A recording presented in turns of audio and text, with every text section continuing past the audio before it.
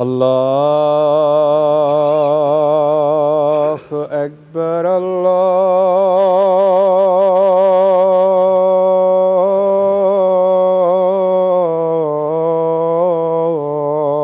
الله أكبر الله أكبر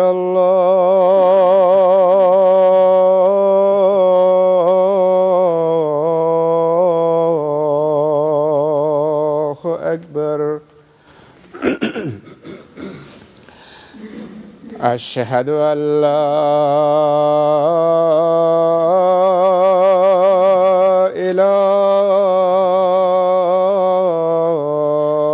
إله إلا الله أشهد أن لا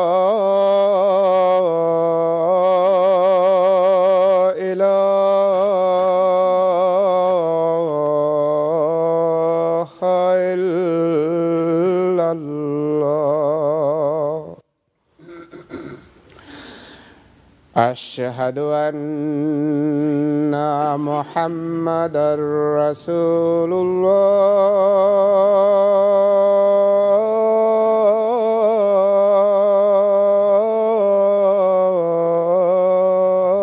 الله أشهد أن محمدًا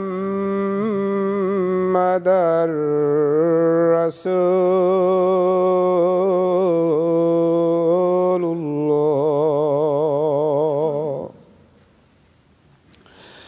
حي على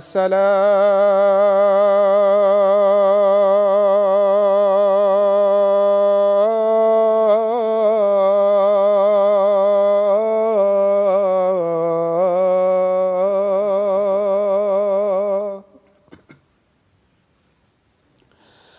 حي على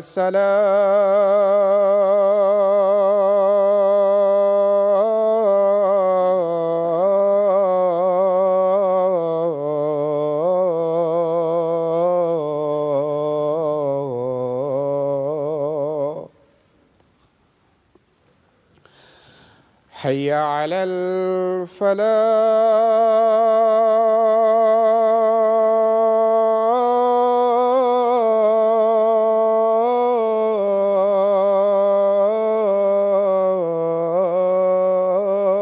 الفلاح حي على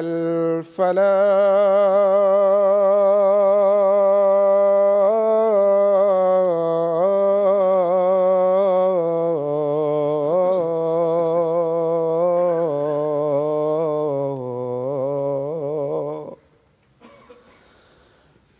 الله أكبر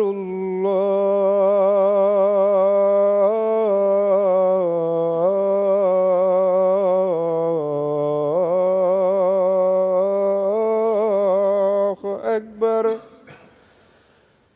لا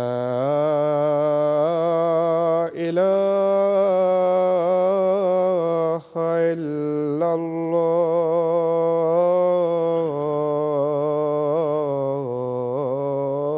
الله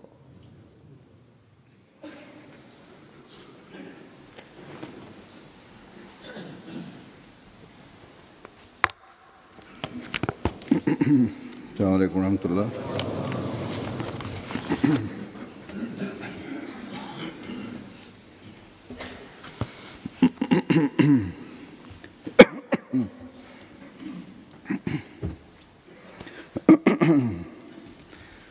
أشهد أن لا إله إلا الله وحده لا شريك له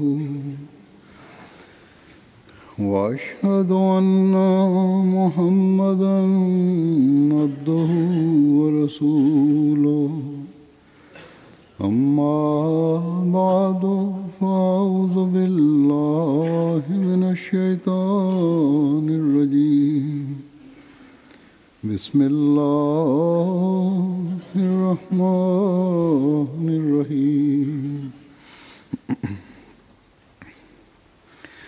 الحمد لله رب العالمين الرحمن الرحيم مالك يوم الدين إياك نعبد وإياك نستعين اهدنا الصراط المستقيم صراط الذين أنعمت عليهم غير المغضوب عليهم ولا الضالين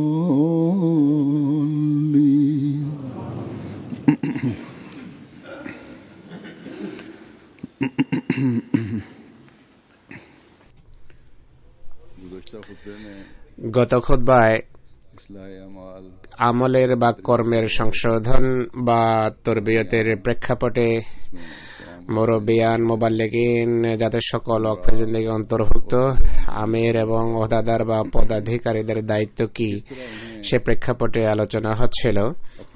বলছিলাম যে কিভাবে কর্মের সংশোধনের পথে যে বাধাগুলো আছে সে কারণগুলো দূর করার ক্ষেত্রে কিভাবে তাদের ভূমিকা পালন করা উচিত বা কি কাজ করা উচিত তা আলোচনা করছিলাম। এর জন্য কোন কোন বিষয়ের প্রয়োজন রয়েছে যা মুরব্বী এবং ওহদাদারদের নিজের জীবনে অবলম্বন করে জামাতকে বলার প্রয়োজন বা জামাতের সামনে কার্যত কাজে রূপায়িত করে দেখানোর প্রয়োজন। এখানে আমি এটি স্পষ্ট করতে চাই, সে সকল আলেম এবং সে সকল বক্তা বা ওয়াইজিন যারা মুসলিহ মওদের যুগে জীবিত ছিলেন তাদের মাঝে হযরত মসিহ মওদের সাহাবারাও অন্তর্ভুক্ত ছিলেন। সাহাবাদের হাতে তরবিয়ত প্রাপ্ত বা প্রশিক্ষণ প্রাপ্ত বা শিক্ষিত মানুষ অনেক ছিল। তাদের খোদার সাথে সম্পর্ক এবং তাদের ইমানের মান, তাদের বিশ্বাসের মানও অবশ্যই অনেক উন্নত মানের ছিল, বিশ্বাসের মানও অনেক উন্নত ছিল। তাদের এই সকল ক্ষেত্রে কোনো ঘাটতি বা ত্রুটি ছিল না। তাদের ঘাটতি বা ত্রুটি সেই সকল বিষয়ে ছিল যার প্রতি হযরত মুসলিহ মাউদ রাদিয়াল্লাহু আনহু দৃষ্টি আকর্ষণ করেছেন। তিনি বলেন যে তোমাদের প্রেফারেন্সেস বা কোন বিষয়কে তোমরা অগ্রাধিকার দেবে সেই সম্পর্কে চূড়ান্ত সিদ্ধান্ত করতে হবে, বা বিশ্বাস সাথে সম্পর্কযুক্ত বিষয়ের উপর যেভাবে জোর দেয়া হয় একইভাবে কর্মের সংশোধনের ক্ষেত্রেও মসিহ মওদের নিদর্শনাবলী এবং খোদার সাথে ব্যক্তিগত সম্পর্ক এবং খেলাফতের প্রতি আনুগত্য এবং ব্যবস্থাপনার বা সিস্টেমের প্রতি সম্মানের প্রেক্ষাপটে বা সম্মানের নিরিখে ও জামাতের সদস্যদের তরবিয়ত এবং সুশিক্ষার প্রয়োজন রয়েছে। কিন্তু আজকাল আমরা যা দেখি তা হলো এই সকল বিষয়ের ক্ষেত্রে আমরা সেই মানে অধিষ্ঠিত নেই যে মানে থাকা উচিত। সে কারণে আমি বলি যে মুরব্বী, মুবাল্লিগ এবং ওহদাদার প্রথমে নিজেরাই মান অর্জন করে যদি জামাতের সদস্যদের নসিহত করেন তাহলে এটি গুরুত্ব রাখবে, অর্থাৎ নিজেদের জীবনে বাস্তবায়ন এবং নিজেরা অবলম্বন করা শব্দটি ভাবুন এবং ব্যক্তিগত দৃষ্টান্ত তুলে ধরুন, এটি অনেক গুরুত্বপূর্ণ বিষয়। আর তাহলেই সংশোধনমূলক কথাবার্তার ভালো প্রভাব পড়বে। গত খুতবায় ইচ্ছা শক্তির সৃষ্টি করা এবং জ্ঞানের দুর্বলতা দূরীভূত করা নিয়ে আলোচনা হয়েছে, কিন্তু তৃতীয় কথা এক্ষেত্রে বর্ণিত হয়নি, অর্থাৎ কর্মের সংশোধনের রীতি বা কর্মশক্তি কিভাবে বৃদ্ধি করা যায় সে বিষয়ে আলোচনা করা সম্ভব হয়নি। এই সম্পর্কে আজকে আমি কিছু বলবো। पहले खुतबात में जिक्र हो चुका পূর্বের খুতবাগুলোতে যেভাবে আলোচনা হয়েছে যে বহিরাগত চিকিৎসা ये कह सकते বা বাহিরের সাহায্যের প্রয়োজনের ক্ষেত্রে রয়েছে, বা বলা যায় যে অন্যের সাপোর্ট বা অন্যের সমর্থন अमली इस्लाह के বা অন্যের সাহায্যের প্রয়োজন। আর কর্মের সংশোধনের জন্য এই সাপোর্ট বা এই সমর্থন বা দুই ধরনের সাহায্যের প্রয়োজন হয়। একটি হলো নিগরানি বা তত্ত্বাবধান বা দেখাশোনা করা, আর দ্বিতীয়টি হলো শক্তি বা বল প্রয়োগ। मुस्तकिल নিগরানি বা তত্ত্বাবধান বা দেখাশোনার অর্থ হলো অবিচলতার সাথে সবসময় দৃষ্টিতে রাখা, নিগরানিতে রাখা, যে কোনো ক্ষেত্রে যেন কোনো অপকর্ম না সাধিত হয়। এ ধরনের নিগরানি বা দেখাশোনা বা তত্ত্বাবধান জাগতিক বিষয়াদির ক্ষেত্রেও দেখা যায়। माँ बाप बच्चों की ঘরে পিতামাতা সন্তানদের দেখাশোনা করেন, নিগরানি করেন, তত্ত্বাবধান করেন। স্কুলে শিক্ষক अलावा पढ़ाने के পড়ালেখার পাশাপাশি निगरानी का किरदार अदा নিগরান বা তত্ত্বাবধায়কের কাজও করেন, দেখাশোনা বা কেয়ারটেকারের কাজ করে থাকেন। অনেক সময় সরকারি কর্মকর্তা निगरानी कर रहे होते দেখাশোনা করেন বা তত্ত্বাবধান করেন, আর বলেন निगरानी करें যে আমরা তোমাদের নিগরানি করব বা তোমাদের ट्रैफिक তত্ত্বাবধান করব। রাস্তায় ট্রাফিকের জন্য স্থায়ী ক্যামেরা থাকে, বোর্ড লাগানো থাকে যে এখানে ক্যামেরা আছে। এটি এক ধরনের নিগরানি বা এক ধরনের দেখাশোনা বা তত্ত্বাবধান। যে সমস্ত সন্তান সন্ততিরা পিতামাতার জুলুম বা অত্যাচারের শিকারে পরিণত হয়, তাদেরকে সরকার সাবধান করে যে আমরা পাহারা দেব, আমাদের দৃষ্টি থাকবে। সন্তান সন্ততিকে যদি বেশি কষ্ট দেয়া হয় তাহলে চাইল্ড প্রোটেকশন বিভাগ বলে যে আমরা तरक्की याफ्ता বাচ্চাদের নিয়ে যাব। এই সকল উন্নত বিশ্বে তো এটি बल्कि मेरे ख्याल में সর্বত্র দেখা যায়। বরং আমি বলবো जायज हद तक ये পাহারা দেওয়ার দায়িত্ব তারা এত বেশি পালন করে যে তারা অবৈধ সীমায় গিয়ে প্রবেশ করে। পিতামাতা সন্তানের ভয়ে বা এই প্রতিষ্ঠানের ভয়ে প্রয়োজনীয় নিষেধাজ্ঞা থেকেও তারা বিরত থাকে, বা প্রয়োজনীয় ক্ষেত্রেও বাচ্চাদের অপ্রয়োজনীয় কাজ থেকে বারণ করে না। এর ফলে ছেলে মেয়েরা নষ্ট হয়। मामलात में तो ये তো জাগতিক ক্ষেত্রে নিগরানি বা এই দেখাশোনা বা পাহারা অনেক ক্ষতির কারণ হয়। এছাড়া স্বামী স্ত্রীর সম্পর্ক যখন নষ্ট হয় তাদের পাহারা দেয়া হয়, मुसलमान की निगरानी এরপর অপরাধীদের পাহারা দেয়া হয় বা নিগরানি করা হয়। পুরো পাহারার উদ্দেশ্য হলো को उन कामों से रोका তাদেরকে সেই অপকর্ম থেকে বা সেই কাজ থেকে বিরত রাখা যার ফলে অশান্তি সৃষ্টি হতে পারে, বা এর উদ্দেশ্য হলো সংশোধন। তো নিগরানি বা পাহারা দেয়া বা তত্ত্বাবধান সকল সমাজের সংশোধনের একটি মাধ্যম। और ये निगरानी কর্মের সংশোধনের জন্য এই নিগরানি বা এই তত্ত্বাবধান বা এই যে इस्लाह करने के দেখাশোনা, दीन भी इसकी तरफ हमें तो এর প্রতি ধর্ম আমাদের মনোযোগ আকর্ষণ করে। ধর্ম এই শিক্ষা দেয়।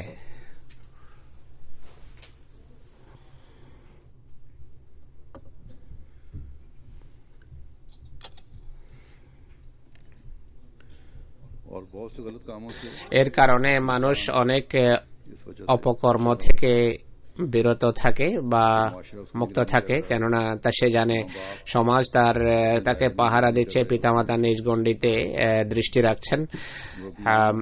মুরব্বী বা মুবাল্লিগরা से निगरानी करना अपने दायरे में काम है তাদের দায়িত্ব হলো স্ব গণ্ডিতে নিগরানি করা বা তত্ত্বাবধান করা। আর ব্যবস্থাপনার অন্যান্য जरूरी है अपने अपने দিকগুলোকেও স্বগণ্ডিতে নিগরানের দায়িত্ব বা তত্ত্বাবধায়কের দায়িত্ব পালন করা উচিত। আর একই সাথে ইসলামের এই শিক্ষাও যদি সামনে থাকে যে প্রত্যেক নিগরান বা তত্ত্বাবধায়ক নিজে তত্ত্বাবধানের গণ্ডি সম্পর্কে জিজ্ঞাসিত হবে, তাহলে শুধু যাদের তত্ত্বাবধান করা হচ্ছে তাদেরই সংশোধন হবে না, বরং তত্ত্বাবধায়কদের নিজেদেরও সংশোধন হবে, আত্মশুদ্ধি লাভ হবে। अमली इस्लाह के लिए অতএব আমল বা কর্মের সংশোধনের জন্য নিগরানি বা তত্ত্বাবধান বা দেখাশোনা বা পাহারা দেয়া এটি একটি মাধ্যম। সংশোধনের জন্য আরেকটি প্রয়োজনীয় দিক হলো জবর বা বল প্রয়োগ। এখানে হয়তো কারো মাথায় প্রশ্ন জাগতে পারে যে একদিকে আমরা বলি যে ধর্মীয় বিষয়ে কোনো জবরদস্তি নেই, কোনো বল প্রয়োগ নেই, অপরদিকে আমল বা কর্মের সংশোধনের জন্য যে চিকিৎসা প্রস্তাব করা হচ্ছে তা হলো জবর বা বল প্রয়োগ বা শক্তি প্রয়োগ। এর উত্তর হলো दीन कबूल करने ধর্ম গ্রহণ বা ধর্ম পরিত্যাগের ক্ষেত্রে কোনো জোর বা জবরদস্তি নেই, শক্তি সেখানে প্রয়োগ করা হবে না। প্রত্যেক ব্যক্তি যে কোনো ধর্ম গ্রহণ বা বর্জনের বিষয়ে স্বাধীন। इस्लाम तो बड़ा ইসলাম वाज़ेह অত্যন্ত স্পষ্টভাবে মানুষকে স্বাধীনতা দেয়।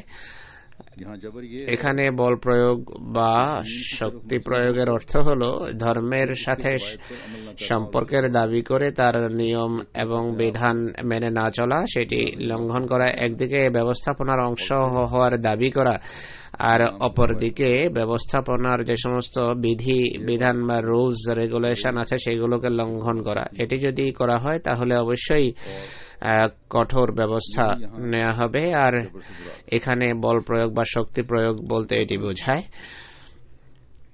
निज़ाम का हिस्सा बनकर নিজাম বা সিস্টেমের অংশ হিসেবে যদি থাকতে হয় তাহলে নিজাম বা ব্যবস্থাপনার যে শিক্ষামালা রয়েছে তা মেনে চলতে হবে, নতুবা শাস্তিও দেয়া যেতে পারে, জরিমানা হতে পারে, বিধিনিষেধ আরোপিত হতে পারে। আর এইসব কথার অর্থ এবং উদ্দেশ্য হলো সংশোধন, যেন কর্মের যে দুর্বলতা রয়েছে সেটি দূরীভূত করা সম্ভব হয়। জামাত বা আমাদের ব্যবস্থাপনায় যখন জামাতের ব্যবস্থাপনা কাউকে শাস্তি দেয় তার উদ্দেশ্য হয়ে থাকে, মূল উদ্দেশ্য হয়ে থাকে সংশোধন।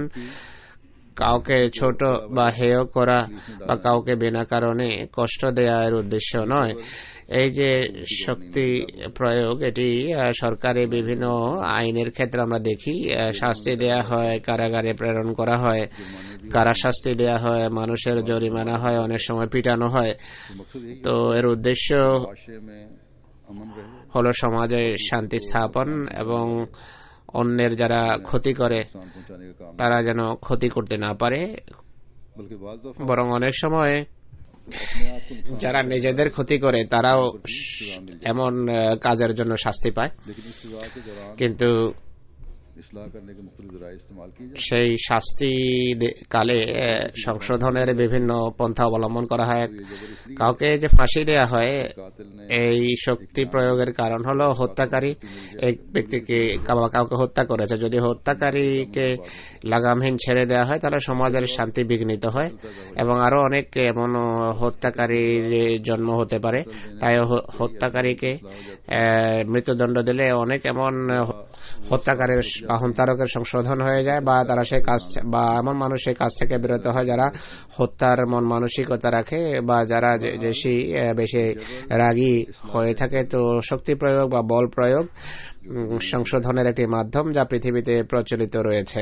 दुनियादार জাগতিক শক্তি বা বল প্রয়োগ বা জাগতিক বা এই দুনিয়াতে যে সমস্ত শাস্তি দেয়া হয় বা বল প্রয়োগ করা হয় বা শক্তি প্রয়োগ করা হয় তার সাথে ইমানের কোনো সম্পর্ক নেই। কিন্তু मंसूब होने वाले ধর্মের প্রতি যে আরোপিত হয় তার উপর যে শক্তি প্রয়োগ করা হয় उसको सजा दी, বা ধর্মীয় ব্যবস্থাপনার অধীনে যে শাস্তি দেয়া হয় তাকে किसी भी किस्म की सजा যেমন শাস্তি হোক না কেন, জরিমানা হোক বা অন্য যে কোনো শাস্তি হতে পারে, বা অনেক সময় বিধি নিষেধ আরোপ করা হয়। জামাতে অনেক সময় চাঁদার উপর নিষেধাজ্ঞা আরোপিত হয়, চাঁদা গ্রহণের উপর। तो बेशक जबरन इन कामों से रोका जा তো रहा है। নিঃসন্দেহে বল প্রয়োগে বা শক্তি প্রয়োগে এই কাজগুলো সাধিত হচ্ছে, जब वो बातें কিন্তু या अमाल একই साथे এই সকল जो साले अमाल हैं কর্ম বা নেক কর্ম तो जो दिलाई जा বা যে সকল নেক কর্মের প্রতি মনোযোগ আকর্ষণ করা হয়, কোনো ব্যক্তি যদি সেই নেক কাজগুলো শাস্তি এড়ানোর উদ্দেশ্যে করে বা খলিফায়ে ওয়াক্তের অসন্তুষ্টি अल्लाह ताला की नाराजगी এড়ানোর উদ্দেশ্যে করে বা খোদার অসন্তুষ্টি ईमान पैदा এড়ানোর উদ্দেশ্যে সেই কাজ থেকে যদি সে বিরত থাকে তাহলে ধীরে ধীরে এই বিষয়গুলো তার হৃদয়ে ঈমান সৃষ্টি করে खुशी से আর সে পাপ ছেড়ে बनना शुरू हो जाता সানন্দে নেক কর্ম করার অভ্যাস রপ্ত করে। তাই স্মরণ রাখতে হবে যে নেক কর্ম করার নেক কর্মের ज़राए इस्तेमाल অভ্যাস সৃষ্টির জন্য বিভিন্ন মাধ্যম অবলম্বন করতে হয়। এই মাধ্যমগুলো অবলম্বন ছাড়া কর্মের বা আমলের সংশোধন ज़राए का इस्तेमाल সম্ভব নয়। इंतहाई ज़रूरी है। তাই এই মাধ্যমগুলো यानी ईमान का पहला ব্যবহার একান্ত আবশ্যক। सही का অর্থাৎ ইমান সৃষ্টি করা, সঠিক জ্ঞান সৃষ্টি করা, এই কথাগুলো গত খুতবায় আলোচনা করেছে। আর নিগরানি আর তত্ত্বাবধান আর শক্তি বা বল প্রয়োগের কথা এখন আমি বললাম। अमली पैदा कर এটি কর্মশক্তি সৃষ্টির ক্ষেত্রে এগুলোর ভূমিকা রয়েছে। এই চারটি বিষয়ে ছাড়া কর্মের বা আমলের সংশোধন অসম্ভব। আমরা যদি গভীর দৃষ্টিকোণ থেকে বিশ্লেষণ করি তাহলে বোঝা যায় বা জানা যায়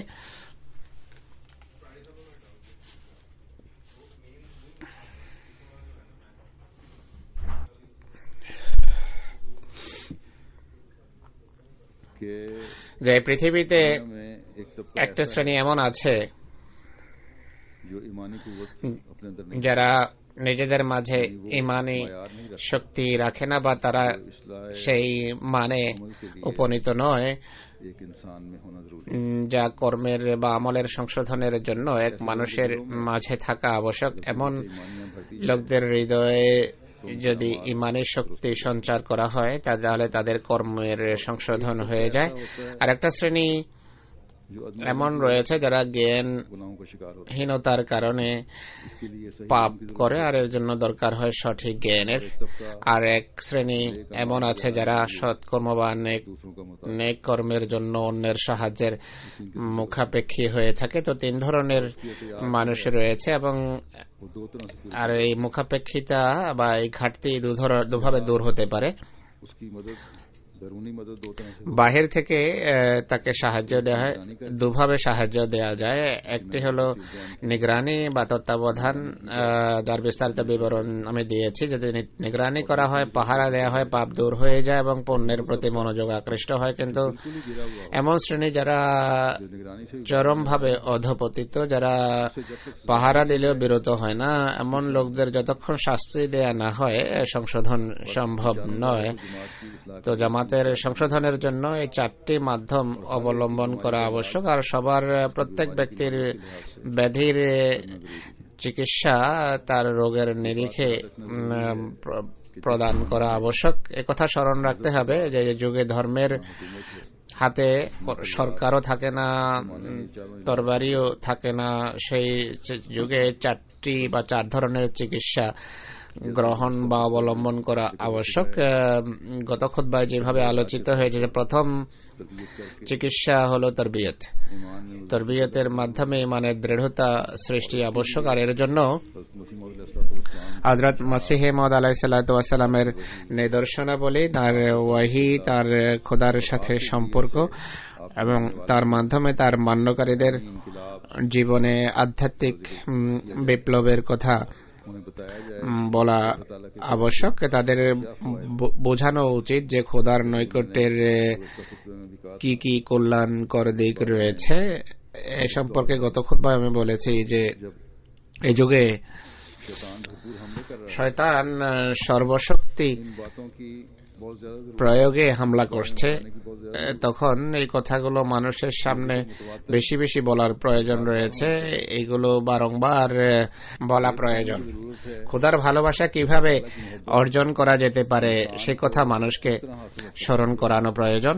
और उसका प्यार जब আর খোদার ভালোবাসা যখন, তার স্নেহ যখন কোনো মানুষের সাথী হয়, কোনো মানুষের লাভ হয়, उससे किस तरह इम्तियाज খোদা কিভাবে তার সাথে স্বতন্ত্র ব্যবহার করে থাকেন। হযরত মসিহ মওউদ আলাইহিস সালাতু ওয়াস সালাম আমাদেরকে কি জানিয়েছেন, কি বলেছেন তা এদের বলা উচিত।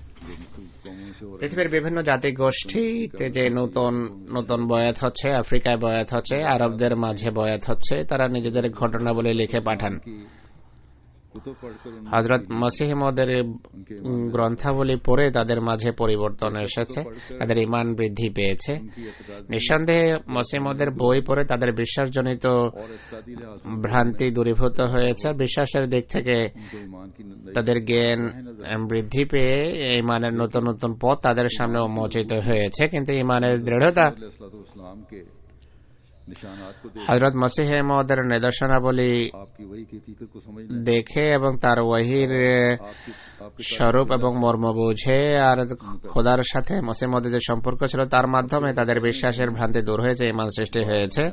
আর আল্লাহ তাআলা নিজেও স্বয়ং কতক নিদর্শনাবলী তাদেরকে দেখিয়েছেন এবং নিজের নৈকট্যের স্বাক্ষর রেখেছেন।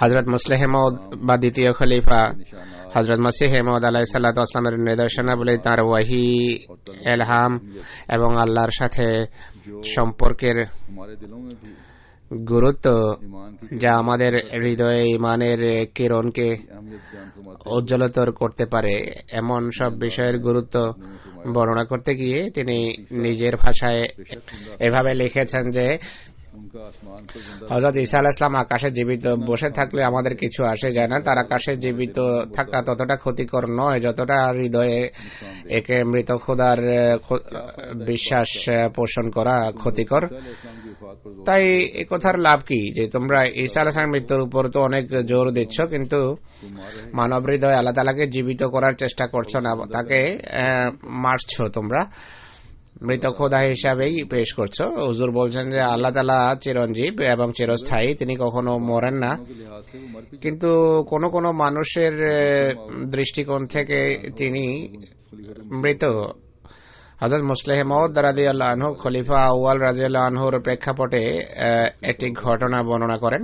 एक उस्ताद খলিফা আউয়াল রাদিয়াল্লাহু আনহুর এক শিক্ষক, যিনি ভোপাল নিবাসী, कि उन्होंने एक दफा रोया में देखा তিনি বলেন একবার তিনি রইয়ায় বা স্বপ্নে দেখেছেন যে ভোপালের বাহিরে, ভোপাল ভারতের একটি শহর, এই ভোপালের আউটার স্কার্টে একটা পোলের কাছে এক কুষ্ঠরোগী ভূপতিত রয়েছে। होने के अलावा आंखों से अंदर কুষ্ঠরোগী হওয়া ছাড়াও তার সে অন্ধ ছিল, নাক কর্তিত, আঙ্গুল সব ঝরে গেছে, সারা শরীর পূজা আবৃত এবং মাছি তাতে ভন ভন করছিল। এটি দেখে আমার প্রচন্ড ঘৃণা হলো, আর আমি জিজ্ঞেস করলাম যে বাবা তুমি কে? वो कहने लगा मैं खुदा हूँ। তিনি বললেন যে আমি খোদা। ये जवाब सुनकर এই উত্তর শুনে আমি ত্রস্ত হই। कहा कि तुम खुदा আমি বললাম তুমি খোদা? आज तक तो আজ পর্যন্ত दुनिया में यही कहते পৃথিবীর সকল নবী একথাই বলে আসছেন যে আল্লাহ সবচেয়ে সুন্দর, সবচেয়ে আকর্ষণীয়, তার তুলনায় বেশি সুন্দর আর কেউ নেই। जो अल्लाह আমরা যারা से इसको मोहब्बत খোদাকে ভালোবাসি, इसी शक्ल पर খোদার সাথে প্রেম করি, সেই খোদার কি এই চেহারা? তিনি উত্তর দিলেন যে নবীরা যা বলেন ঠিকই বলেন, আমি প্রকৃত আসল খোদা নই, আমি ভোপালবাসীদের খোদা, অর্থাৎ ভোপালবাসীদের দৃষ্টিতে আমি এমনই, অর্থাৎ এদের দৃষ্টিতে कोई हम খোদা তাআলার কোনো গুরুত্বই নেই। बस खुदा ताला तो नहीं मरता, অতএব খোদা মরেন না, কিন্তু কোন মানুষ যখন খোদাকে ভুলে যায় के लिहाज से তখন তার দৃষ্টিকোণ থেকে তার খোদা মৃত। नौजवानों তো যুবকদের আমি এই কথা বোঝাতে চাই, এখানে হুজুর বলছেন इससे ये नहीं समझ যে এর অর্থ এটি করা উচিত নয় बस लोगों যে মানুষ এমন तो खुदा ने ये शक्ल इख्तियार कर হয়ে গেছে তাই খোদা এই আকৃতি ধারণ করেছেন, আর বিষয়ের এখানেই অবসান ঘটেছে। এটি সত্যিকার অর্থে তাদের जिन्होंने खुदा को নিজেদের চেহারা, যারা খোদাকে পরিত্যাগ করেছে, যেভাবে আয়নায় মানুষ নিজের চেহারা ছবি দেখে, আসলে তারা নিজেদের আকৃতি বা চেহারাই দেখে। এ ব্যক্তির স্বপ্নে যা দেখেছেন তা সেই সকল লোকদেরই আয়নায় প্রতিফলিত চেহারা ছিল। আধ্যাত্মিক দৃষ্টিকোণ থেকে এরা কুষ্ঠ রোগে আক্রান্ত, এমন মানুষের পরিণাম ভয়াবহ হয়েই থাকে। এমন নয় যে খোদা তাদেরকে ছেড়ে দিয়েছেন মৃত্যুবরণ করে। আল্লাহকে যারা এমন মনে করে তাদেরকে খোদা তাআলা बाज़ दफ़ा इस दुनिया में भी অনেক সময় এই পৃথিবীতে শাস্তি দিয়ে থাকেন। खुदा ताला एक तरफ আল্লাহ নির্বিকার বসে যান না বা বসে থাকেন না, বরং এই পৃথিবীতেই তিনি देता है ऐसे এমন লোকদের শাস্তি দিয়ে থাকেন। বিভিন্ন স্থানে বিভিন্ন জায়গায় এমন লোকদের পরিণাম আল্লাহ তাআলা এটি উল্লেখ করেছেন যে যারা খোদাকে ভুলে যায় তারা জাহান্নামে যায়।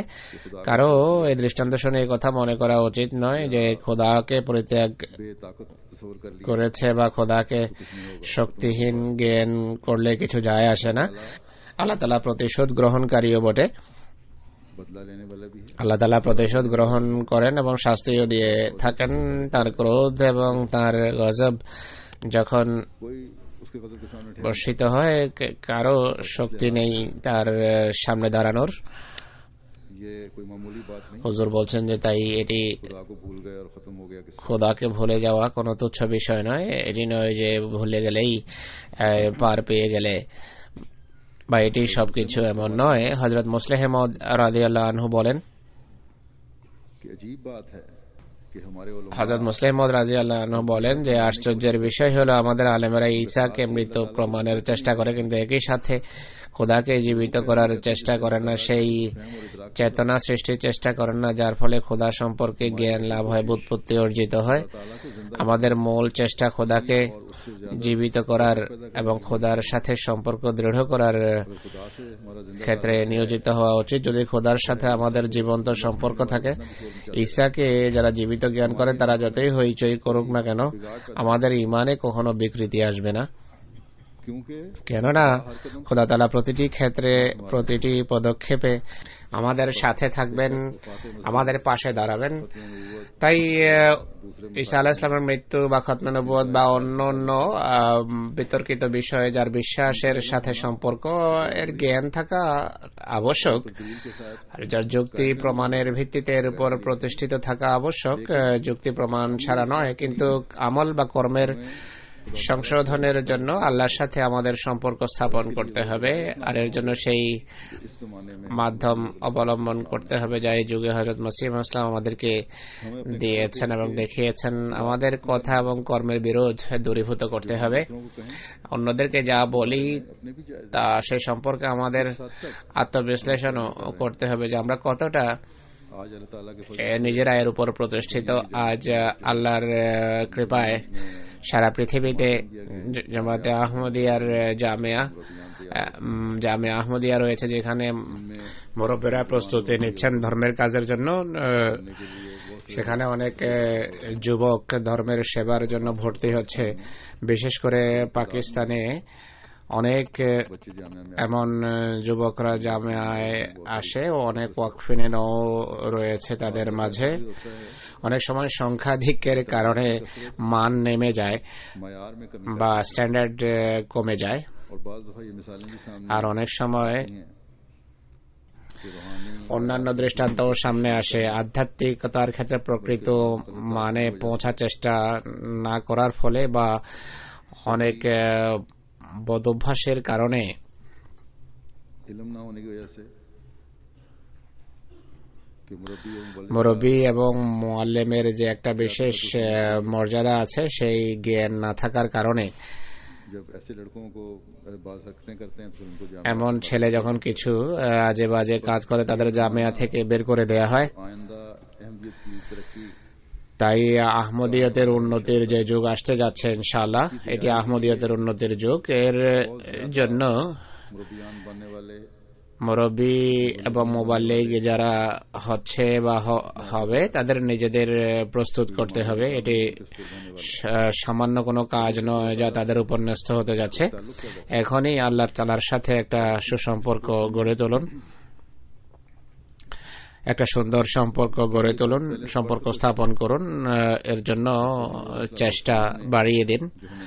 হযরত মসিহ ইসলাম আমাদেরকে যে সমস্ত নিদর্শন বলে দেখিয়েছেন, যা ইসলামের दोबारा खोल कर वाज़ेह ইসলামের প্রকৃত শিক্ষা, যেভাবে তিনি পুনরায় আমাদের সামনে सिर्फ मसाइल को याद करने স্পষ্ট করেছেন তা সামনে রাখুন। आपको मौजूद न শুধু বিতর্কিত বিষয়ে মুখস্থ করা পর্যন্তই আপনাদের কাজ হওয়া উচিত নয়। কাদিয়ান থেকে আমাকে आलिम ने लिखा কোনো আলেম লিখেছেন, कि आजकल खुले जलसे বিরোধীদের আপত্তি খণ্ডনের নিমিত্তে পূর্বে যে প্রকাশ্যে জলসা হতো ভারতের বিভিন্ন জায়গায়, এখন তা হয় না। আমরা সেই সকল জলসায় বিরোধী আলেমদের উপর এমন ভয়াবহ আক্রমণ করতাম যে উপর্যুপরি আক্রমণের কারণে তারা পরাস্ত হয়েছে। হুজুর বলছেন যে ভালো কথা এমনটি করতেন, বিরোধীদের আপত্তি খণ্ডন করা উচিত, বরং के रद्द তাদের আপত্তির दलाइल के साथ उनको फेंकने चाहिए। খণ্ডন করা উচিত। যুক্তি প্রমাণের ভিত্তিতে তাদের আপত্তির উত্তর তাদের মুখে ছুড়ে মারা উচিত। বরং এর চেয়ে বেশি গুরুত্বপূর্ণ বিষয় হলো আমাদের মুরব্বী এবং মুআল্লিমদের बेसिक के मकसद को হযরত মসিহ মদের আগমনের উদ্দেশ্য বোঝা এবং তা বুঝে তা অনুধাবন করে সেই আধ্যাত্মিক উন্নতি সাধন করা, हर एक का वजूद যেন खुद एक निशान প্রত্যেকের সত্তা একটা और उसके लिए कोशिश নিশান, একটা নিদর্শন হয়ে যায়। এর জন্য নিশান, একটা নিদর্শন হওয়ার চেষ্টা করা উচিত, আর এই একটা আদর্শ হওয়া উচিত। এই আদর্শ দেখে মানুষ জামাত প্রবেশ করতে পারত। অনেক সময় এমন আদর্শ দেখে মানুষ জামাতে প্রবেশ করে, কিন্তু আক্ষেপের সাথে বলতে হয় मायार पैदा नहीं যে এই মান এখনো অর্জন হয়নি। हिंदुस्तान में बहुत से তাই ভারতে फर्क करना অনেক মুআল্লিমকে বাহির করতে হয়েছে, বহিষ্কার করতে হয়েছে। অনেকের উপর বস্তুবাদিতা ये खत लिखने वाले ছেয়ে গেছে এমন মনে হয়। তো যিনি এ পত্র লিখেছেন, এবং আমাদের সকলেই আত্মজিজ্ঞাসা করা উচিত, আত্মবিশ্লেষণ করা উচিত যে তার উপর কি দায়িত্ব ন্যস্ত হয়েছে। মুআল্লিম ও মুরব্বিদের দেখা উচিত যে হৃদয়ে ঈমান সৃষ্টির তারা কতটা চেষ্টা করেছেন। প্রাণহীন যুক্তি, শুষ্ক যুক্তির মাধ্যমে মানুষের হৃদয়ে প্রভাব বিস্তারের চেষ্টা এবং আহমদী মৌলবীদের पर ही हमें इक्तफा नहीं कर लेना चाहिए। পরাজিত করাকেই সবকিছু মনে করা উচিত নয়। এটি নিয়েই সন্তুষ্ট হলে থাকলে চলবে না, কারণ আমাদের কাছে খোদার जिंदा निशानात और যে সমস্ত জীবন্ত নিদর্শনাবলী রয়েছে, মুজিজা রয়েছে, তার মাধ্যমে খোদার পবিত্র সত্তা পৃথিবীর সামনে তুলে ধরতে হবে। আল্লাহর যে ব্যবহারিক সাক্ষ্য মসিহ মদের সাথে রয়েছে, তার মাধ্যমে মানুষের মন জয় করুন। হযরত মুসলিহ মাউদ রাদিয়াল্লাহু আনহু একটা দৃষ্টান্ত দিয়েছেন। कि अगर एक তিনি বলেন, अगर सूरज चढ़ा যখন সূর্য মধ্যাকাশে থাকে, तुम्हारे पास क्या दलील তখন যদি কেউ বলে যে সূর্য যে আকাশে রয়েছে তার প্রমাণ কি, सूरज चढ़ने की তখন দ্বিতীয় ব্যক্তি যদি তাকে সূর্য উদিত হওয়ার যুক্তি প্রমাণ দেয়া আরম্ভ করে, সূর্য উদিত হওয়ার সময় এতটা সময় অস্ত যায়, বিজ্ঞান এই কথা বলে, খলিফা সানি লিখছেন যে এমন যুক্তি বা প্রমাণ দাতা নিজেও আহমক বা নির্বোধী হবে। এর সোজা উত্তর হলো যে সূর্যের প্রমাণ চায়, তার চিবুক ধরে মাথাটা উপরের দিকে উঁচিয়ে দাও, তাহলেই সে বুঝতে পারবে যে সূর্য মধ্যাকাশে রয়েছে। এই সময় আর সূর্যের অস্তিত্বের অন্য কোনো প্রমাণ উপস্থাপনের প্রমাণ দেওয়ার দরকার নেই। সূর্যের অস্তিত্বই তোমার নির্বুদ্ধিতা প্রসূত প্রশ্নের উত্তর। এখন খোদা তাআলার সত্তা আমাদের সামনে স্পষ্টভাবে সামনে এসে গেছেন। তিনি তার সমস্ত के सामने रूनुमा हो गया গুণাবলী নিয়ে পৃথিবীর সামনে আত্মপ্রকাশ করেছেন। হযরত মসিহ মাউদ আলাইহিস সালাতু ওয়াস সালামের মাধ্যমে তিনি তার সমস্ত সৌন্দর্য সহকারে দৃশ্যপটে এসে গেছেন। তাই ওয়াজকারীদের বা বক্তাদের উচিত হবে সূর্যের অস্তিত্বের, নির্বোধের মতো সূর্যের অস্তিত্বের প্রমাণ দেওয়ার পরিবর্তে মসিহ মাউদের মাধ্যমে যে নিত্য নতুন নিদর্শনাবলী প্রকাশ পাচ্ছে, আল্লাহ তাআলার যে ব্যবহারিক সাক্ষ্য প্রতিদিন প্রতিটি মুহূর্ত আমাদের সাথে রয়েছে, সঙ্গ দিচ্ছে, তার মাধ্যমে এই সত্য প্রমাণ করুন। কিন্তু कि अपनी हालतों को भी আসল কথা একটি, তা হলো নিজেদের অবস্থা খোদার সন্তুষ্টির অধীনস্থ করুন। জামাতকে কর্মশক্তি বা ব্যবহারিক শক্তিতে বলিয়ান করুন। জামাতের ছেলে মেয়ে আবাল বৃদ্ধ বনিতার সামনে এই কথাগুলো বারবার তুলে ধরুন, উপস্থাপন করুন। তাদেরকে বলুন হযরত মসিহ মাউদের মাধ্যমে কিভাবে जलाल जाहिर আল্লাহ তাআলার পবিত্র প্রতাপ প্রকাশিত বা বিকশিত হয়েছে, তাদেরকে বোঝান। খোদার নৈকট্য লাভের মাধ্যম কি কি তা তাদের বোঝান। किस तरह हासिल हो খোদার ভালোবাসা কিভাবে অর্জিত হতে পারে তা তাদের সামনে তুলে ধরুন। जो नौजवान এরপর দেখুন যে সকল যুবকরা জাগতিক বিষয়ে অনুকরণ প্রিয়তায় অভ্যস্ত, তারা আল্লাহ তাআলার দিকে ঝুঁকবে। তখন গুটিগত মুরব্বী বা আলেম गैर जमात मौलवियों के ও আহমদী মৌলবীদের দাঁত ভাঙ্গা উত্তর দেবে না, বরং जो हमारे नौजवान আমাদের যুবক শ্রেণী, যুবক যুবতী ছেলে মেয়ে যে দৃষ্টান্ত স্থাপন করবে, এরা তা পৃথিবীকে নিজের দিকে আকর্ষণের কারণ হবে। তাই নিজেদের অবস্থার, सबसे पहली जरूरत ব্যবহারিক অবস্থার সংশোধনের প্রতি মনোযোগ দেওয়ার প্রয়োজন সবচেয়ে বেশি। মসিহ মাউদের সাথে সম্পৃক্ত খেলাফতের কামের আনুগত্যের সবচেয়ে বেশি প্রয়োজন। এটি জামাতের দৃঢ়তা এবং উন্নতির কারণ হবে। उसका सही খেলাফতকে বোঝা, খেলাফতকে চেনা, খেলাফত সম্পর্কে সঠিক জ্ঞান এবং খেলাফতের বোধপত্তি এমনভাবে জামাতের প্রতিটি সদস্যের অর্জিত হওয়া চাই যেন খলিফা ওয়াক্তের প্রতিটি সিদ্ধান্ত মানুষ সানন্দে গ্রহণ করতে পারে, আর কোন প্রকারের প্রতিবন্ধকতা বা আপত্তি বা দ্বিধাদ্বন্দ্ব যেন হৃদয়ে সৃষ্টি না হয়। খেলাফতের সঠিক জ্ঞান, খেলাফত সম্পর্কে সঠিক বুৎপত্তি এবং আন্ডারস্ট্যান্ডিং সৃষ্টি করা এটি মুরব্বীদের দায়িত্বাবলীর একটি অত্যন্ত গুরুত্বপূর্ণ অংশ। এরপর ওহদাদারদের কাজ বা পদাধিকারীদের কাজ হলো এদিকে মনোযোগ নিবদ্ধ করা। सामने आ जाती हैं কিছু এমন দৃষ্টান্ত সামনে আসে खलीफा वक्त ये गलत काम যে অনেক সময় মানুষ বলে খলিফা ওয়াক্ত এই ভুল কাজ করেছেন, এই ভুল সিদ্ধান্ত করেছেন, বা এই সিদ্ধান্ত এভাবে হওয়া উচিত ছিল। বিচার বিভাগে অনেক সিদ্ধান্ত নিয়ে তারা আপত্তি করে বা বলে যে অমুক ব্যক্তিকে অমুক কাজে কেন নিযুক্ত করা হলো, এর জায়গায় এই ব্যক্তিকে নিযুক্ত করলে ভালো হতো। খলিফা ওয়াক্তের অমুক ব্যক্তির সম্পর্কে ভালো জ্ঞান আছে বা ভালো ধারণা আছে, কিন্তু অমুক ব্যক্তি সম্পর্কে হুজুর জানা সত্ত্বেও, তার দুর্বলতা সম্পর্কে জ্ঞান থাকা সত্ত্বেও চোখ বন্ধ করে রেখেছেন। তো হুজুর বলছেন এই ধরনের মানুষ গুটিকতক হয়ে থাকে, কিন্তু এরা পরিবেশকে বিষাক্ত করে, পরিবেশকে দূষিত করে। যদি মুরব্বী এবং সকল পর্যায়ের ওহদাদার বা কর্মকর্তারা সকল জামাতের মূল জামাত এবং অঙ্গ সংগঠনের প্রতিটি কর্মকর্তা যদি এই দায়িত্ব বুঝেন, তাহলে কিছু হৃদয়ে যে সন্দেহ এবং সংশয়ে দানা বাঁধে তা কখনো সৃষ্টি হওয়ার কথা নয়। এমন লোকদের বোঝানো উচিত, আর এটি বিশেষ করে মুরব্বীদের দায়িত্ব তাদেরকে বলার যে সমস্ত কল্যাণ নিজাম এবং ব্যবস্থাপনার মাঝে নিহিত। আল্লাহ যখন কোন জাতিকে অভিশপ্ত করতে চান তখন তিনি নিজাম বা ব্যবস্থাপনা উঠিয়ে নেন বা প্রত্যাহার করেন। তো সবাই যদি এই কথাগুলো বুঝে বা বুঝে উঠতে পারে, তাহলে যারা হোঁচট খায় তারা হোঁচট খাওয়া থেকে রক্ষা পাবে।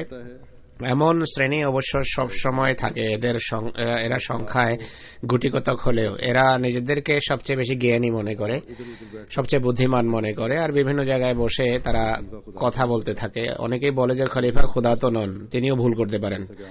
সাধারণ মানুষ যেভাবে ভুল করে খলিফাও ভুল করতে পারেন। হুজুর বলছেন যে ঠিক আছে তাদের কথা, কিন্তু দ্বিতীয় খলিফা এমন প্রশ্নের খুব ভালো উত্তর দিয়েছেন, এমন কথার খুব সুন্দর উত্তর দিয়েছেন। যদি খেলাফত ঐশী হয়ে থাকে, খেলাফত যদি সত্য হয়ে থাকে, তাহলে খলিফা সানি যে উত্তর দিয়েছেন এটি সেই উত্তর সকল যুগের জন্য সকল ক্ষেত্রে প্রযোজ্য। যদি এই বিশ্বাস থাকে যে খেলাফত আল্লাহ তাআলার পক্ষ থেকে একটি ঐশী নিয়ামত, তাহলে এটি সকল ক্ষেত্রে প্রযোজ্য হওয়া উচিত। তিনি বলেন যে আল্লাহ তাআলা বলেন, খলিফারা যে সমস্ত বিষয়ের সিদ্ধান্ত দিয়ে থাকেন, আমরা সেই সমস্ত বিষয়, সেই সমস্ত সিদ্ধান্ত পৃথিবীতে প্রতিষ্ঠিত করে থাকি। আল্লাহ তাআলা বলছেন, ওয়ালা ইউমাক্কিনান্না লাহুম দীনাহুমুল্লাযী ইরতাদা লাহুম, অর্থাৎ সেই ধর্ম এবং সেই নীতি যা খলিফারা পৃথিবীতে প্রতিষ্ঠিত এবং প্রবর্তিত করতে চান। আমরা নিঃসত্তার কসম খেয়ে বলছি যে আমরা পৃথিবীতে অবশ্যই তা প্রতিষ্ঠিত করব। এটি আল্লাহ তাআলা বলছেন। হুজুর বলছেন যে এই কথাগুলো জামাতের প্রতিটি ব্যক্তির হৃদয়ে গ্রথিত, প্রথিত এবং বদ্ধমূল হওয়া চাই। আর এই কাজ হলো মুবাল্লিগদের এবং জ্ঞানীদের, এটি সবার হৃদয়ে সৃষ্টি করা। তাই আপনারা এই দায়িত্ব বুঝুন, এই দায়িত্ব সম্পর্কে সচেতন হন, এর অনুবর্তিতা করুন যে হযরত মসিহ মাউদ আলাইহিস সালামের বরকত, তার কল্যাণ রাজি মানুষের সামনে প্রকাশ করতে হবে। আল্লাহ তাআলার জীবন্ত নিদর্শনাবলীর কথা বারবার মানুষের সামনে বলতে হবে, স্মৃতিচারণ করতে হবে, মানুষকে জানাতে হবে যে আল্লাহর নৈকট্য লাভের উপায় কি। আর সকল ক্ষেত্রে, সকল অবস্থায়, সর্বাবস্থায় খলিফা ওয়াক্তের আনুগত্য, ব্যবস্থাপনার আনুগত্যের একটা গুরুত্ব আছে। আর সবার সামনে এটি স্পষ্ট হওয়া চাই দিবালোকের মতো। আর এটি যদি হয়ে যায়, তাহলে হৃদয়ে যত ভুল ধারণা আছে, কুমন্ত্রণা আছে, সন্দেহ আছে, তা দূরীভূত হবে। এইভাবে যাদের হৃদয়ের ভুল ধারণা দূরীভূত হবে বা কুমন্ত্রণা যাদের মিটে যাবে বা দূর হবে, তাদের সংখ্যা এত বেড়ে যাবে যে সকল ফিতনা এবং সকল অশান্তি আর নৈরাজ্য নিজেই তিরোহিত হবে বা মিটে যাবে বা দূর হয়ে যাবে। জামাতে সকল অর্থে, সকল ক্ষেত্রে ব্যবহারিক এবং কর্মের সংশোধন পরিদৃষ্ট হবে। আর এটি হযরত মসিহ মাউদ আলাইহিস সালাতু ওয়াস সালামের পৃথিবীতে আগমনের উদ্দেশ্য। স্মরণ রাখতে হবে যে খাতমে নবুয়ত, ওফাতে ঈসা বা ঈসা আলাইহিস সালামের মৃত্যু সম্পর্কে অবশ্যই আমাদের জানা থাকা উচিত। और ये जरूरत है मुखालिफिन की সকল আপত্তির খণ্ডন আমাদের জানতে হবে, বিরোধীদের আপত্তির উত্তর দেওয়া আমাদের জানতে হবে। কিন্তু और इरफान को भी अपनी जमात আমল বা কর্ম এবং তত্ত্বজ্ঞান राइज करने के लिए এটিও আবশ্যক। এর জন্য এক চেষ্টার প্রয়োজন। जो তাই বাহিরের মোর্চা সামলানোর জন্য যত শক্তি আমরা প্রয়োগ করব उतनी बल्कि उससे ততটাই বরং ততোধিক তার চেয়ে বেশি অভ্যন্তরীণ মোর্চা সামলানোর জন্য আমাদের শক্তি নিয়োজিত করতে হবে। আমাদের আধ্যাত্মিক পবিত্রতা এবং আমাদের কর্মের সংশোধন, আমাদের আমলের সংশোধন इंशाल्लाह ইনশাআল্লাহ ज्यादा আমাদের কর্মের সংশোধন, আমাদের আধ্যাত্মিক পবিত্রতা আমাদের তবলিগের তুলনায় বড় বিপ্লব আনয়নের কারণ হবে ইনশাআল্লাহ। হযরত মুসলিহ মাউদ রাদিয়াল্লাহু আনহুর এই উক্তি অবশ্যই অত্যন্ত গুরুত্ববহ এবং গুরুত্বপূর্ণ। অর্থাৎ कुलूब की इस्लाह অর্থাৎ যদি আলেমেরা নিজেদের হৃদয়ের সংশোধন করে এবং ताला की मोहब्बत पैदा আল্লাহর ভালোবাসা এবং খোদার তত্ত্বজ্ঞান যদি তারা অর্জন করে, তাহলে কোটি কোটি মানুষ আহমদীয়তে প্রবেশ করবে। আল্লাহ তাআলা নিজেই বলেন, इज़ा जा ইযা জাআ নাসরুল্লাহি ওয়াল ফাতহ ওয়া রাআইতান নাসা ইয়াদখুলুনা ফি দীনিল্লাহি আফওয়াজা ফাসাব্বিহ বিহামদি রাব্বিকা ওয়াস্তাগফির। অর্থাৎ যদি তাবলীগের মাধ্যমে নিজ ধর্মের প্রচার করো, তাহলে একজন বা দুজন করে মানুষ তোমাদের ধর্মে প্রবেশ করবে। কিন্তু যদি তোমরা ইস্তিগফার করো, আল্লাহ তাআলার পবিত্রতার গান গাও এবং জামাতের পাপ দূরীভূত করো, তাহলে মানুষ আসবে দলে দলে तुम्हारे अंदर আর তোমাদের জামাতভুক্ত হবে। वो हमारे आलिम তাই আমাদের সে সকল আলেম जो বা ওলামা मुझे যারা আমাকে লেখে যে আমরা এক সময় গায়র আহমদী আলেমদের মুখ বন্ধ করে দিতাম, দাঁত ভাঙা উত্তর দিতাম, হুজুর বলছেন যে এর মাধ্যমে আমাদের লক্ষ্য কিন্তু অর্জন হবে না, যতটা কর্মের সংশোধনের মাধ্যমে অর্জন হওয়া সম্ভব। তাই নিজেদের আমলের সংশোধনের দিকে দৃষ্টি দিন, কর্মের সংশোধনের প্রতি মনোযোগী হন, খেলাফতের বা খলিফার নায়েব হওয়ার চেষ্টা করুন, খলিফার সাহায্যকারীদের দলভুক্ত বা অন্তর্ভুক্ত হওয়ার চেষ্টা করুন। इल्मी बहसों में नहीं उलझ सकते। আমরা বছর পর বছর জ্ঞানগত বিতর্কে নষ্ট করতে পারি না, বরং জামাতকে যদি উন্নতির রাজপথে নিয়ে যেতে হয়, পরিচালিত করতে হয়, যা আমরা অবশ্যই করব, তো এর জন্য আমাদেরকে অবশ্যই অন্য রীতি অবলম্বন করতে হবে। আর সেই রীতি হলো সেটি যা আমি বলেছি, অর্থাৎ নিজেদের আমলের সংশোধন, নিজেদের কর্মের সংশোধন। আমাদের কর্মের মানকে উন্নত করতে হবে, আমলের মানকে উন্নত করতে হবে, আমাদের বিশ্বস্ততা, আন্তরিকতা এবং নিষ্ঠার সততার মানকে উন্নত করতে হবে। आमद के हलाल ज़राए इख्तियार करने আমাদেরকে হালাল রোজগার করতে হবে, বৈধ আয় করতে হবে। को धोखा देकर এটি নয় যে কয়েক পয়সার জন্য কাউন্সিলকে ধোকা দিয়ে আমরা বেনিফিট হস্তগত করব, বা পয়সা আয়ের জন্য বা পয়সা হস্তগত করার জন্য মিথ্যা মামলা করব। যে কাজে আমাদের উপর ন্যস্ত করা হবে, সেই কাজ পুরো পরিশ্রমের সাথে, আন্তরিকতার সাথে, পুরো নিষ্ঠার সাথে সুচারুরূপে সম্পাদনের প্রয়োজন। যদি এটি আমরা করি, তাহলে ধর্মের পাশাপাশি জাগতিক কল্যাণ রাজিও লাভ হবে ইনশাআল্লাহ। এটি খোদার অশেষ কৃপা এবং ফজল যে গায়র আহমদীদের উপর জামাতের ভালো প্রভাব রয়েছে, সুনাম রয়েছে। কিন্তু আমরা যদি জাগতিক হীন স্বার্থে নিজেদের সততা এবং বিশ্বস্ততার মানকে পদদলিত করি, তাহলে প্রত্যেক ব্যক্তি যারা এমন অপকর্ম করে, তারা জামাতের জন্য দুর্নাম বয়ে আনবে। जहाँ मुरब्बियान को इस तरफ তাই যেখানে মুরব্বীদের এদিকে মনোযোগ আকর্ষণ করা প্রয়োজন, সেখানে জামাতের প্রতিটি সদস্যের আত্মবিশ্লেষণ করা উচিত, আত্মজিজ্ঞাসা করা উচিত, আত্মসংশোধন করা উচিত। दुआ का है আর এর সাথে সবচেয়ে বড় অস্ত্র হলো আমাদের দোয়া, जिसको हर वक्त যা अपने सामने প্রতিক্ষণ প্রতিটি মুহূর্ত নিজের সামনে রাখা উচিত। এর সঠিক ব্যবহার এবং এটি থেকে সঠিক ভাবে লাভবান বা উপকৃত হওয়ার জন্য খোদার নির্দেশ সামনে রাখা উচিত যে ইমানে উন্নতি করো, আর আমি যেই নেক কর্ম এবং সৎকর্ম করার लाया अमल दिया है নির্দেশ দিয়েছি, যে কর্মপন্থা দিয়েছি তা মেনে চলো। তাহলে এই আমল এবং এই কর্ম এবং দোয়া, আর এই দোয়া এবং কর্ম যদি পাশাপাশি চলে, তাহলে প্রকৃত সংশোধন সম্ভব। আল্লাহ তাআলা আমাদেরকে এর তৌফিক দান করুন।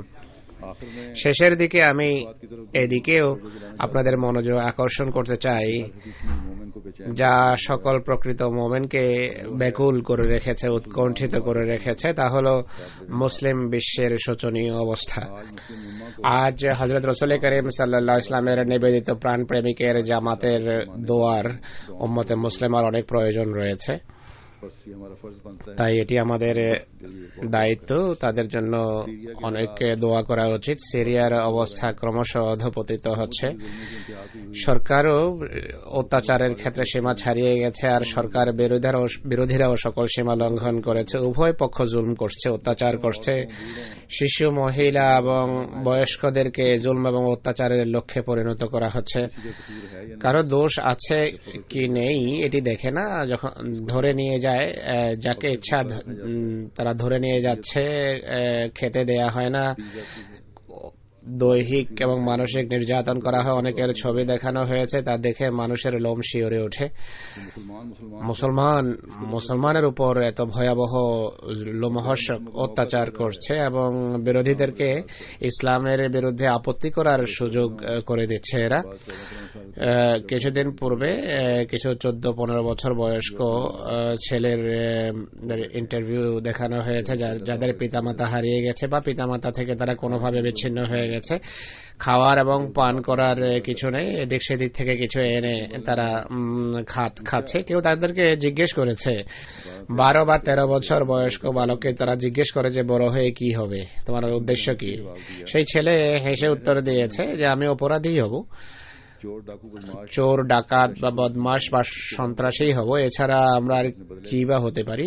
আমরা এইসব রাস্তা অবলম্বন করে প্রতিশোধ নেব। ক্ষমতা আঁকড়ে ধরে রাখার জন্য সরকার এবং ক্ষমতায় আসার জন্য বিরোধী দল নিজেদের ভবিষ্যৎ প্রজন্মকে ধ্বংস করছে। আল্লাহ তাআলা এই সকল জালেম এবং অত্যাচারীদের শাস্তি দেন এবং তাদের থাবা থেকে সাধারণ মানুষকে রক্ষা করুন এবং ন্যায়পরায়ণ সরকার তাদেরকে দান করুন। পাকিস্তানীয় জুলম এবং অত্যাচার সীমা ছাড়িয়ে গেছে, বিশেষ করে আহমদীদের ক্ষেত্রে তাদেরকে দৈহিক এবং মানসিক উভয়ভাবে নির্যাতনের লক্ষ্যে পরিণত করা হচ্ছে। সাধারণ পাকিস্তানি জুলমের জাতাকলে পিষ্ট হচ্ছে। আর এই যে অবস্থার ভয়াবহতা উত্তরোত্তর বৃদ্ধি পাচ্ছে। এই সন্ত্রাসী শ্রেণী এদেরকেও সৃষ্টি করেছে সরকারই তাদের জন্ম দিয়েছে এবং এই কারণেই সরকারের নিয়ন্ত্রণের তারা বাহিরে চলে রয়েছে এখন। তাই দোয়াই এই জালেম এবং অত্যাচারীদেরকে শিক্ষণীয় নিদর্শনে পরিণত করতে পারে। অনেক দোয়ার প্রয়োজন। আল্লাহ তাআলা এই জালেম এবং অত্যাচারীদেরকে নিশ্চিহ্ন করুন পাকিস্তান থেকে। অন্যান্য মুসলমান দেশের চিত্র একই রকম। লিবিয়া, মিসর, সর্বত্র পরিস্থিতি ক্রমশ অধঃপতিত হচ্ছে। আল্লাহ তাআলা এদেরকে বিবেক বুদ্ধি দিন, আর ইসলামকে দুর্নাম করার যে হীন ষড়যন্ত্র এদের রয়েছে, আল্লাহ তাআলা তা থেকে ইসলামকে রক্ষা করুন। যারাই জুলম এবং জুলমকারী, অত্যাচারী, তারা শিক্ষণীয় নিদর্শনে পরিণত হোক। আল্লাহ তাআলা এই সকল দেশে বসবাসকারী সকল আহমদীকে তাদের দুষ্কৃতি এবং তাদের অনিষ্ট থেকে রক্ষা করুন।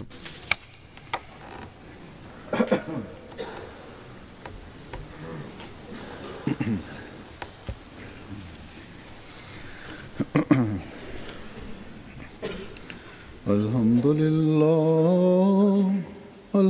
لله نحمده ونستعينه ونستغفره ونؤمن به ونتوكل عليه ونعوذ بالله من شرور أنفسنا ومن سيئات أعمالنا من يهده الله فلا مضل له ومن يضلله فلا هادي له ونشهد أن لا إله إلا الله ونشهد أن محمدا عبده ورسوله عباد الله رحمكم الله إن الله